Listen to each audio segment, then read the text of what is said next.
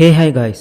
Marvel cinematic universe பார்த்தீங்கன்னா Iron Man 1லேருந்து ஆரம்பிச்சிச்சு. அப்படி தான் நம்ம எல்லாருமே பார்த்துட்டு வந்தோம். ஆனால் 2006லேயே மார்வல் காமிக்ஸில் அல்டிமேட் அவெஞ்சர்ஸ் அப்படிங்கிற ஒரு ஸ்டோரி ஒன்று இருந்துச்சு. அதில் பார்த்தீங்கன்னா டைரெக்டாக முக்கியமான சூப்பர் ஹீரோ எல்லாருமே பார்த்தீங்கன்னா அதில் காமிச்சிருப்பாங்க. நாம் அயன்மேன், அப்புறம் தார், அப்புறம் கேப்டன் அமெரிக்கா, இந்த மாதிரி முக்கியமான சூப்பர் ஹீரோக்கெல்லாம் தனித்தனியாக மூவியை பார்த்துட்டு அதில் சில ஸ்பெஷல் கேரக்டர்லாம் இன்ட்ரோடியூஸ் பண்ணிவிட்டு அதுக்கப்புறம் அவெஞ்சர்ஸ் 1 அப்படிங்கிற அந்த மூவியில் பார்த்தீங்கன்னா எல்லாரும் ஒன்று சேருவாங்க. இந்த மாதிரிலாம் காமிச்சு கூஸ் பம் கொடுத்தாங்க. ஆனால் இந்த மார்வல் சினிமேட்டிக் யூனிவர்ஸ் ஆரம்பிக்கிறதுக்கு முன்னாடியே வந்த இந்த அல்டிமேட் அவெஞ்சர்ஸ் அப்படிங்கிற இந்த காமிக் ஸ்டோரியை மட்டும் நீங்கள் பார்த்துருந்தீங்கன்னு வச்சுக்கோங்களேன், நமக்கு கிடைச்ச கூஸ் பம்ஸ் மூமெண்ட் எதுவுமே பார்த்தீங்கன்னா கிடைக்காமலே போயிருக்கும். ஏன்னா அல்டிமேட் அவெஞ்சர்ஸ் அப்படிங்கிற அந்த ஒரே ஒரு படத்திலே பார்த்தீங்கன்னா எல்லாத்தையுமே போட்டு உடைச்சிருப்பாங்க.